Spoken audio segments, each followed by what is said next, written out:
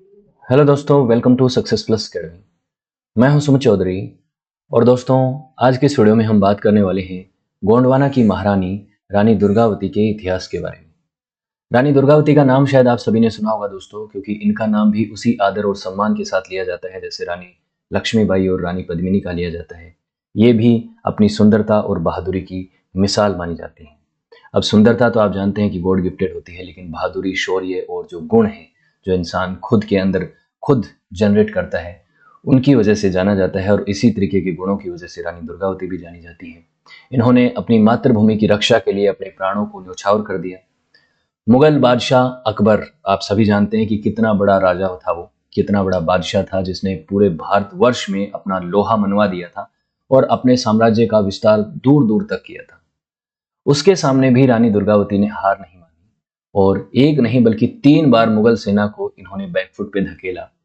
लेकिन मुगल सेना बहुत बड़ी थी और मुगल सेना जानती थी ये कि मुगल सेना का मुकाबला ये कर नहीं पाएंगी और इनकी हार निश्चित है।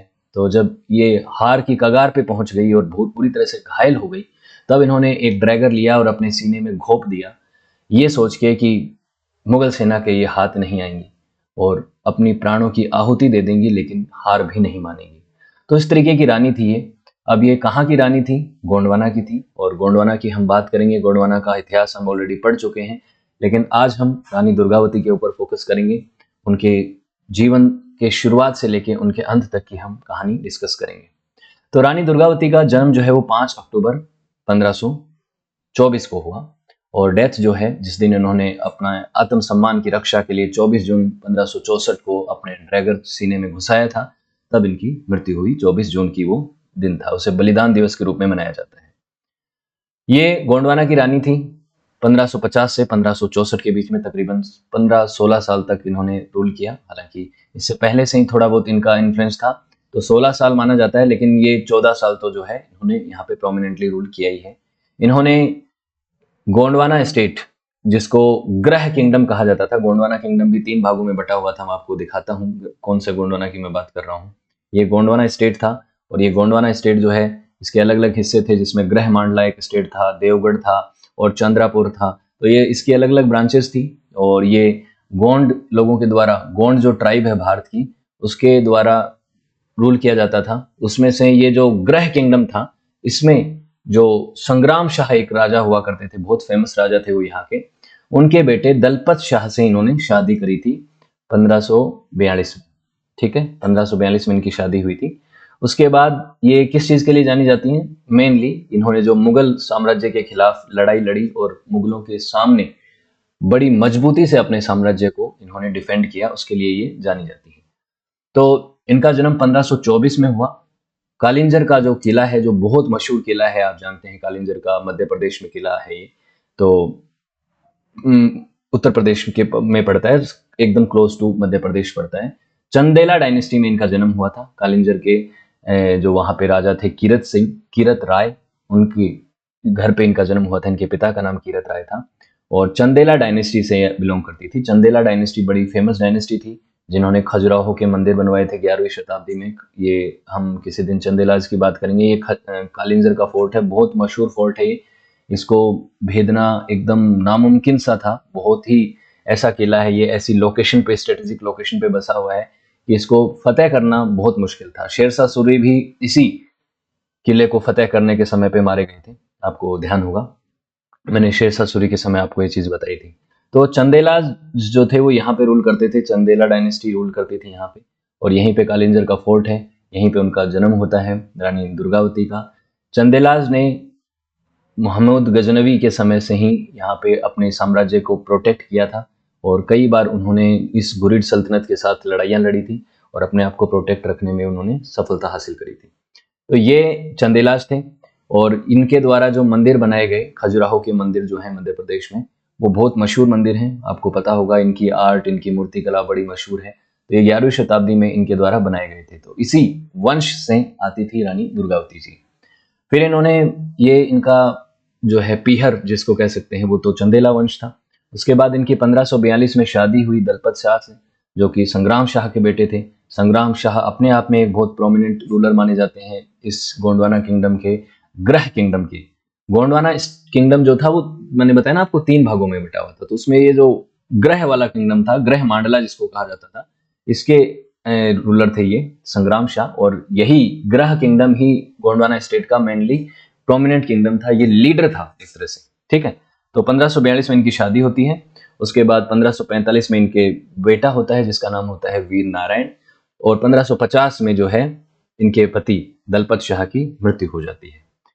अब ये जो रानी दुर्गावती हैं, रानी दुर्गावती का जो परिवार है वो चंदेला वंश से आता है, और इधर जो है दूसरी तरफ राजगोंड है, जो ग्रह मांडला किंगडम है उसके जो अंदर गोंड रूल कर रहे हैं उनको राजगोंड कहा जाता था। गोंड अलग अलग तरीके के होते हैं, गोंडी ट्राइब जो है उसमें अलग अलग है, जिसमें राजगोंड एक ऐसी ट्राइब आती है जो कि रूलिंग क्लास है।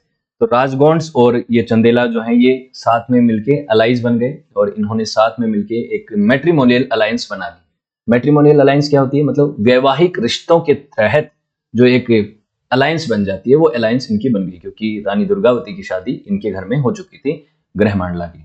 ठीक है, तो दोनों साथ में मिलके थोड़े मजबूत हो गए। जब कभी भी जरूरत पड़ती थी ग्रह मांडला को चंदेलाज की, तो चंदेलाज उनकी मदद के लिए आते थे, और जब चंदेलाज को मदद की जरूरत होती थी तो ग्रह मांडला वाले भी इनकी मदद के लिए जाते थे। तो इस तरह से चीजें हो गई। तो नर्मदा वैली से लेके नॉर्दर्न मध्य प्रदेश वाला जो हिस्सा है, ये ग्रह कांटांगा या ग्रह मांडला वाला क्षेत्र था, यहाँ पे ये लोग रूल कर रहे थे। ठीक है, अब 1550 के अंदर दलपत शाह की मृत्यु हो गई, जल्दी ही यंग एज में ही उनकी मृत्यु हो गई, और उनका बेटा जो है वीर नारायण वो सिर्फ 5 साल का था इस समय। अब 5 साल के बेटे को तख्त पे बिठा सकते हैं, लेकिन तख्त पे बैठने के बाद वो रूल तो नहीं कर सकता, 5 साल का तो बच्चा होता है।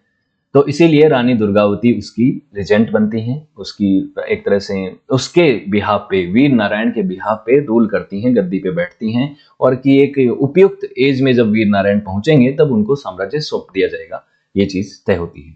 तो 1550 में रानी दुर्गावती यहाँ पे शासक बन जाती हैं। उनके 2 मिनिस्टर्स थे जो फेमस थे, जिन्होंने उनको मदद करी साम्राज्य को चलाने में। एक थे अधर कायस्थ या अधर सिंह जिनको कहा जाता है, और एक थे मान ठाकुर। इन्होंने रानी दुर्गावती को हेल्प करी एडमिनिस्ट्रेशन में, और किस तरह से शासन चलाना है उसमें उनकी हेल्प उन्होंने कंटिन्यूसली करी। रानी दुर्गावती का जो शासन था वो अच्छा पीरियड माना जाता है गोंडवाना स्टेट के लिए। उन्होंने पीस को प्रमोट किया, ट्रेड को प्रमोट किया, और अच्छे रिश्ते अपने आसपास के राज्यों के साथ उन्होंने मैनेज करने की जो है अच्छी कोशिश करी। आगे अब दिक्कतें आई। दिक्कतें कब आई? दिक्कतें मालवा से आई और फिर मुगलों से आई। उससे पहले रानी दुर्गावती को पता था कि हमारे राज्य की तरफ कोई अगर आंख उठा के देखे, तो उससे पहले उन्होंने क्या किया, सिंहरगढ़ का जो फोर्ट था, जो कि पहले राजधानी हुआ करता था, उससे शिफ्ट करके राजधानी को चौरागढ़ में शिफ्ट किया। और चौरागढ़ इनका सबसे इंपॉर्टेंट किला था, अच्छा मजबूत किला था, और स्ट्रेटेजिकली ये एक इम्पोर्टेंट सतपुरा हिल रेंज के ऊपर बना हुआ था, तो इनके लिए लोकेशन भी अच्छी थी। अब शेरशाह सूरी की भी डेथ हो चुकी थी। शेरशाह सूरी की 1545 में डेथ हो गई थी। 1545 में डेथ होने के बाद मालवा जो क्षेत्र था उसको शुजा खान ने कैप्चर कर लिया था। शुजा खान की मृत्यु के बाद उसका बेटा बाज बहादुर, जो कि एक बहुत मशहूर था, अच्छा योद्धा माना जाता था, उसने मालवा को कंट्रोल किया। 1556 में वो शासक बनता है।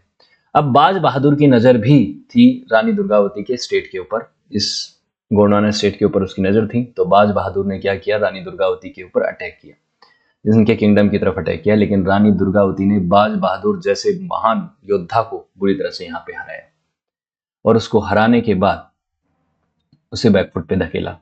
रानी दुर्गावती का इससे सम्मान बढ़ा। उस विक्ट्री की वजह से सब जो गोंडवाना स्टेट के लोग थे स्पेशली, वो बड़ा सम्मान करने लगे। उनको लगा कि हाँ, रानी दुर्गावती में दम है।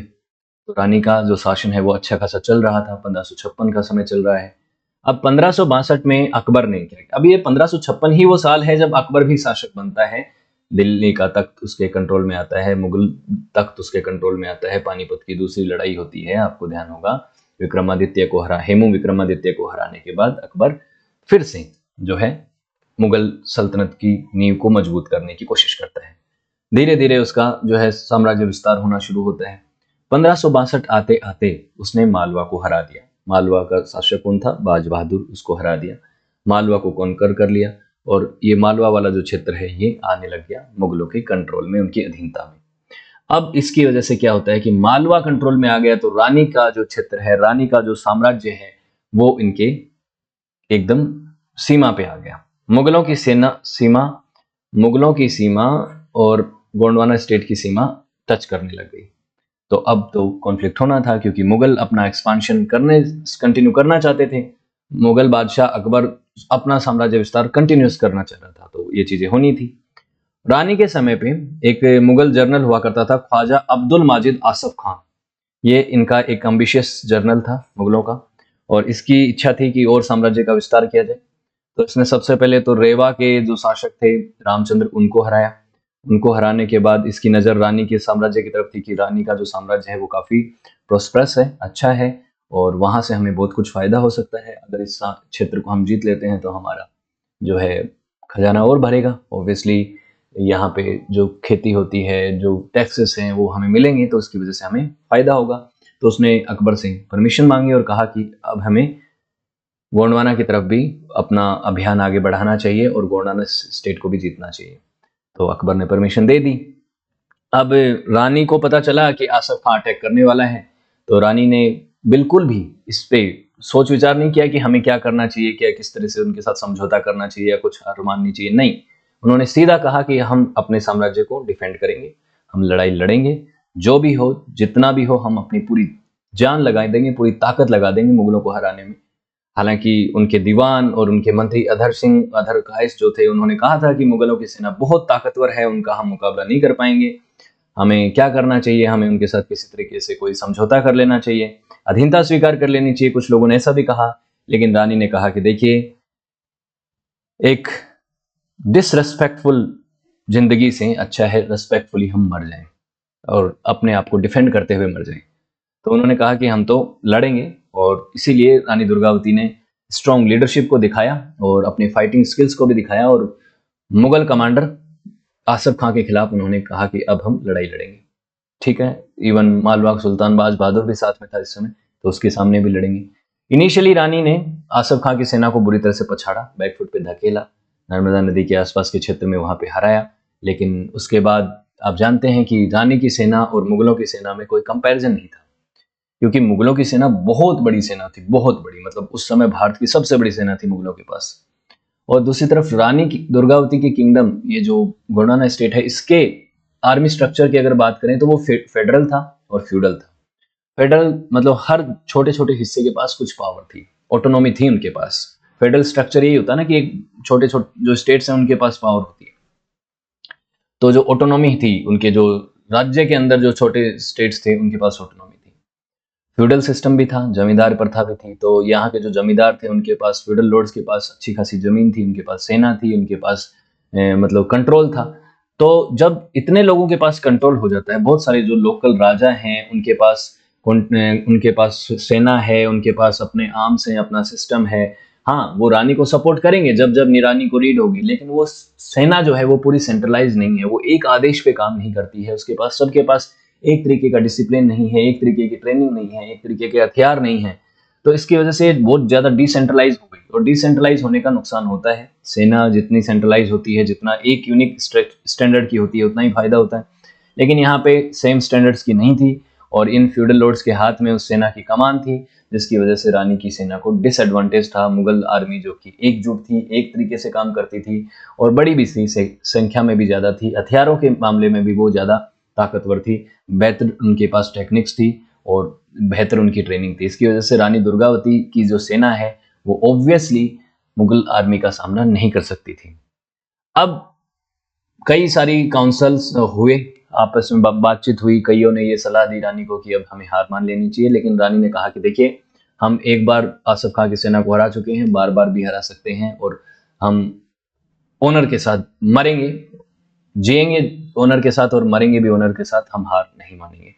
तो भले ही बहुत से लोगों ने उनको डिस्करेज करने की कोशिश करी, लेकिन उन्होंने हार नहीं मानी, और वो खुद हाथी के ऊपर बैठी। उनके जब सेनापति की मृत्यु हो गई, उसके बाद खुद हाथी के ऊपर बैठी और उसके बाद बैटलफील्ड में उतर गई। उनका बेटा वीर नारायण भी उनके साथ सेना में साथ पार्टिसिपेट कर रहा था। अब आप जानते हैं कि अब तो वीर नारायण 20 साल का हो चुका था, तो वो भी पार्टिसिपेट कर रहा था। तो दोनों की सेना ने मिलके, रानी और उनके बेटे की सेना ने मिलके 3 बार मुगल आर्मी को बैकफुट पे धकेला। लेकिन अंततः ये हुआ कि अब मुगलों की आर्मी आगे बढ़ चुकी थी, आसिफ खां बहुत बड़ी सेना लेके आ चुका था, और अब रानी दुर्गावती जो है वो इंजर्ड भी हो चुकी थी, उनके एक कान के पास एक एरो लग चुका था, और उसके बाद उनकी नेक के पास भी एक एरो लग चुका था, जिससे वो बहुत बुरी तरह से इंजर्ड हो गई थी और एक बार बेहोश भी हो गई थी। बेहोश होने के बाद जब उनको कॉन्शियसनेस मिली, वापस वो होश में आई, तो उनको लगा कि अब तो हार सुनिश्चित है और अब हम जीत नहीं सकते। उनके महावत ने उनको कहा कि आप बैटलफील्ड छोड़ के चले जाइए रानी, हम संभालते हैं, जब तक हम जीत लड़ पाएंगे लड़ेंगे, लेकिन आप चले जाइए, आप अब युद्ध लड़ने की स्थिति में नहीं है। लेकिन रानी ने मना कर दिया और उन्होंने एक ड्रैगर लेके, एक चाकू जो उनकी कटार थी, उस कटार को लेके अपने सीने में घोंप दिया और अपने आप को मार दिया। क्यों मारा? वो नहीं चाहती थी कि मुगल आर्मी उनको पकड़े और उनके साथ किसी तरीके का दुराचार हो, उनको घुटनों पे लाया जाए, उनको डिसरेस्पेक्ट किया जाए। तो उन्होंने यहाँ पे क्या कर दिया, अपनी प्राणों की आहुति दे दी। और ये दिन था 24 जून 1564 का, और इस दिन को शहादत दिवस के रूप में, बलिदान दिवस के रूप में मनाया जाता है। तब से अब तक अब मनाया जाता है। हमारी सरकार ने रानी दुर्गावती को सम्मान देने के लिए बलिदान दिवस के रूप में से मनाना तय किया। ये उनकी लेगेसी भी है, और वो अपनी खूबसूरती, अपनी बहादुरी और अपनी वैलियंट और ग्रेट लीडरशिप बिहेवियर के लिए, अपनी एडमिनिस्ट्रेशन स्किल के लिए जानी जाती थी। जब तक वो जिंदा रही तब तक उन्होंने कभी भी आत्मसम्मान के साथ समझौता नहीं किया, सरेंडर नहीं किया, दुश्मन के सामने कभी घुटने नहीं टेके, और आने वाले समय में भी वो इंस्पिरेशन रही, एक रोल मॉडल बन के रही फ्रीडम फाइटर्स के लिए। चाहे वो 1857 की क्रांति की बात हो, तभी भी गोंडवाना की कई योद्धाओं ने पार्टिसिपेट किया, कई लोगों ने, कई रानियों ने, कई राजाओं ने पार्टिसिपेट किया। और आगे चल के उसी समय अब्बू फजल, जो कि अकबर के नवरत्नों में भी था, शामिल थे और उनके एक कोर्ट के हिस्टोरियन भी थे। उन्होंने भी रानी के बारे में बहुत तारीफों के पुल बांधे और बताया कि वो किस तरीके की महान रानी थी, किस तरीके की करेज और ब्रेवरी का उन्होंने प्रदर्शन किया, उसकी बात उन्होंने करी। 1983 में भारत में जो मध्य प्रदेश की सरकार थी, उसने यूनिवर्सिटी ऑफ जबलपुर को रानी दुर्गावती विश्वविद्यालय के नाम से, उनकी सम्मान में इसको नाम रीनेम किया। उसके अलावा 1988 में एक पोस्टल स्टाम्प भी उनके नाम पे जारी करी गई। तो ये उनको सम्मान देने के लिए किया गया। मार्टेडम दिवस के रूप में, जो बलिदान दिवस है, उसके रूप में भी मनाया जाता है। तो ये उनकी एक तरह से विरासत है, उनकी लेगेसी है, उनकी ग्लेरी की कहानी है। होपफुली आप समझ पाए होंगे कि रानी दुर्गावती कौन थी और उनका क्या योगदान है, किस तरीके से वो अपने आत्मसम्मान और अपने साम्राज्य के लिए लड़ी।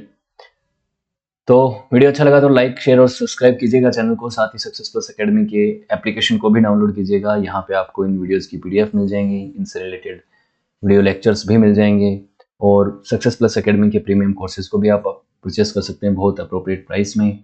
यहाँ पे आप चैट सेक्शन के माध्यम से मुझसे जुड़ सकते हैं। आपका कोई भी डाउट हो, मैं as soon as possible clear करूँगा, और कोई सजेशन हो उसका भी मोस्ट वेलकम है। ठीक है, और सक्सेस प्लस एकेडमी के बाकी प्लेटफॉर्म्स के साथ भी जुड़िएगा, यहाँ पे भी मैं आपको अवेलेबल रहूँगा। आपसे जो भी बातचीत है वो यहाँ पे आप कर सकते हैं। So thank you so much for watching this video. Have a good day, see you next class.